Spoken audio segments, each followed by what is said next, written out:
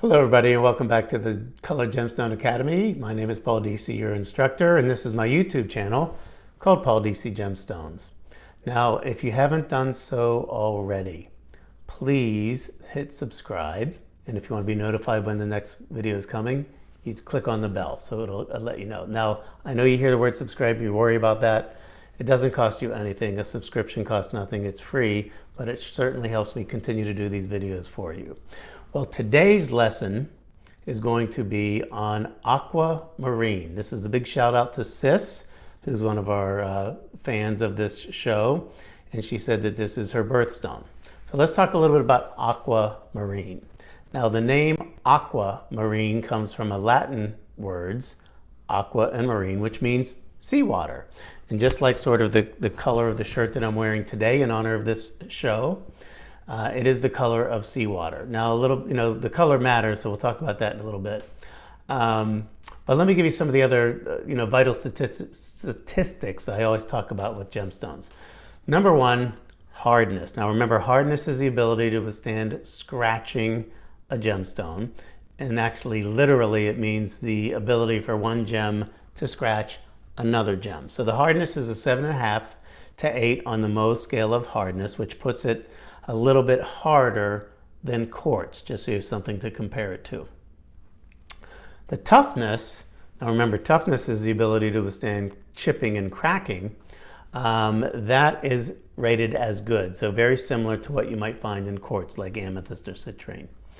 Refractive index, which is of course the measure of the sparkle that gemstone has, is a 1.57 to 1.58. Now remember, what you're really comparing that to is the sparkle of a diamond, which is a 2.42 on the refractive index, but still pretty good sparkle on your aquamarine. Specific gravity, remember that's the heft of the gemstone, is 2.69. Kind of similar to what you see, maybe slightly heavier than you would find in quartz, but not so heavy as like a sapphire, which is a 4 on the specific gravity. So that's kind of the heft of that stone. How heavy does it feel? And as Sis already knows, it is the birthstone for the month of March. And for those of you that love to follow zodiac signs or zodiac stones, it is the zodiac stone for Scorpio, and I believe, if I'm not mistaken, that's October 29th to November 21st.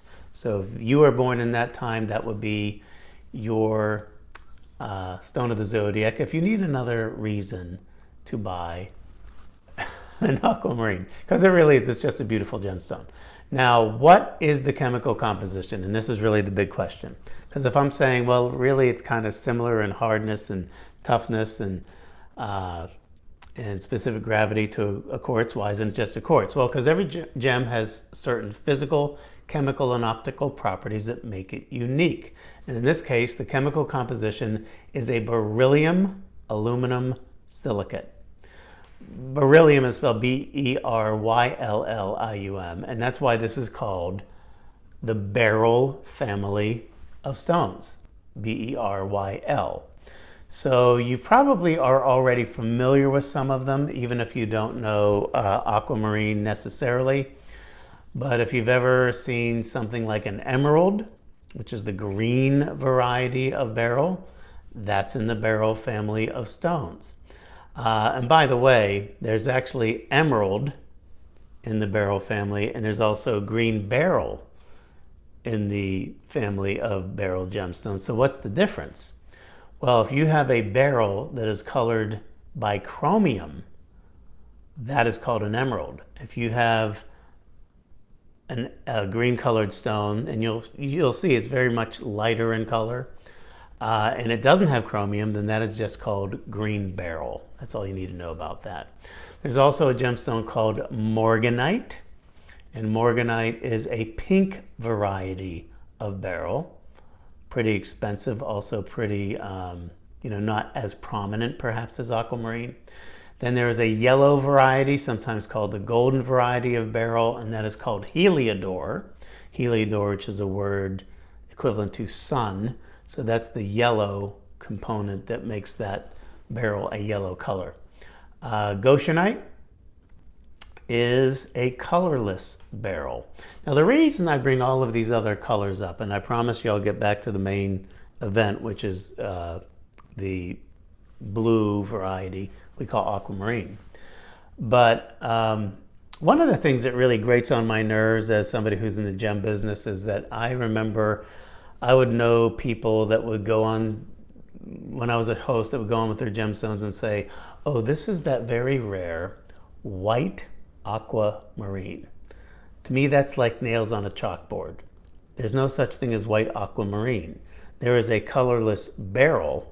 It's not aquamarine. Aquamarine is the blue variety of beryl. So it's not white aquamarine, it's white or colorless beryl, and that is called Goshenite. It's not a yellow aquamarine. It would be a yellow variety of beryl that is sometimes called Heliodor. And it is certainly not a blue emerald or a green aquamarine. It is actually something that would either be called an emerald or a green beryl, and so on and so on and so on. So I'm kind of a stickler with that. So let's get back to the aquamarine, which is really a beautiful gemstone. It's one of the few gemstones I think is just as beautiful in the opaque version as it is in the clean and faceted version. What makes it the color blue? Well, it is the iron. Remember, they're all, a beryl is going to be a beryllium aluminum silicate, but it's the iron content that gives the blue in the aquamarine its color, and depending upon the concentrations of that trace element will tell you how deep or how light that color might be.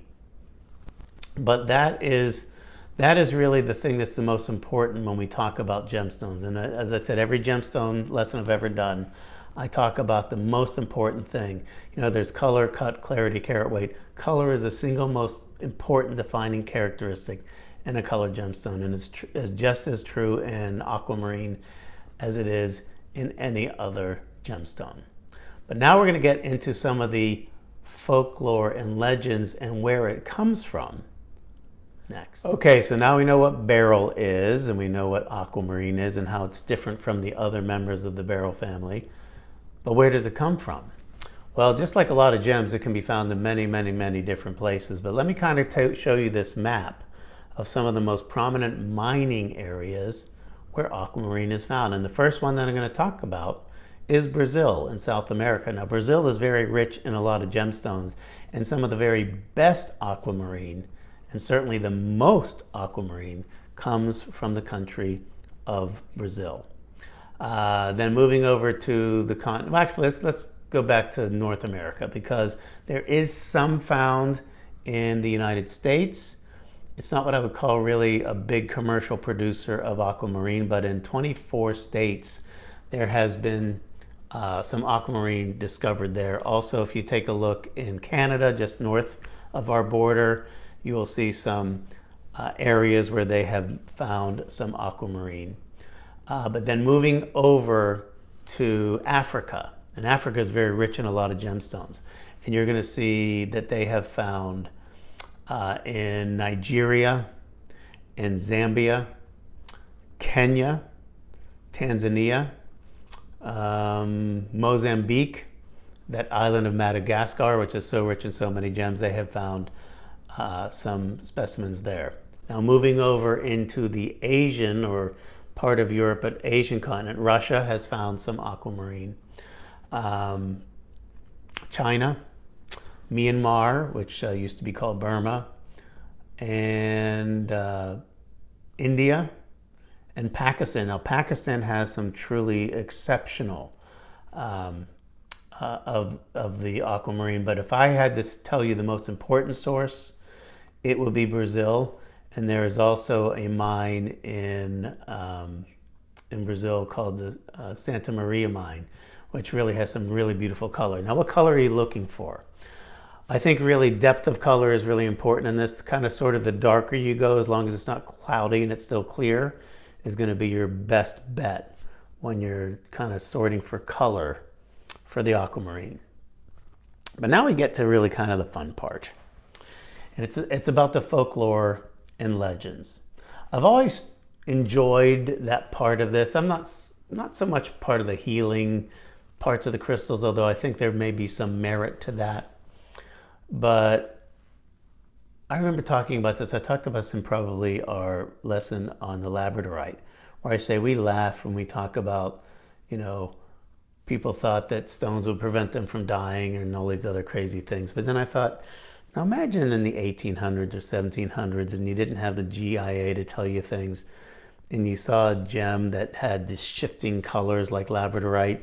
You might think there were magical powers in that stone. So I give them a pass on that. But let's talk about the folklore and legends. So legend has it that King Neptune gave Aquamarine to his mermaids as gifts. Is that true? I don't know. Is there even a King Neptune? But it always had a relationship with the sea. So it got me thinking, to this day, it is sometimes still referred to as the sailor's stone. And it was thought that if you brought aquamarine with you, it would keep you safe while traveling at sea. It would protect you while traveling at sea. So maybe just to hedge your bets, if you're going on a cruise, maybe bring a little bit of aquamarine with you. Now, it is also said that this is a gemstone that will have a positive effect on marriages. Is that true? I don't know. Judy and I have been very, very happily married for 17 years. And we both sold some aquamarine as hosts on shopping channels and guests on shopping channels. And we both love the stone. So maybe there's something to that. But my favorite of all, which I think is silly, it says it can protect you from gossip. Now, I think that's just, you know, a lot of idle talk. It sounds like a rumor to me. Get it? I know that was terrible. Anyway, that's going to do it for me for this lesson on aquamarine. It really is a beautiful gemstone, the birthstone for the month of March. And if you ever get the chance to pick some up, I highly recommend that you do. Remember, if you are watching us for the first time and you like what you see, please hit that subscribe button. It is absolutely free. Doesn't cost you a nickel, but it really does help me out. And next week, I've already decided, our lesson will be on what I think is one of the most underrated gemstones on the history of planet Earth, and it is called chrome diopside. I'll see you next week. Thank you so much for walking. Thank you so much for watching, and thanks for watching the Colored Gemstone Academy. Bye-bye, everybody.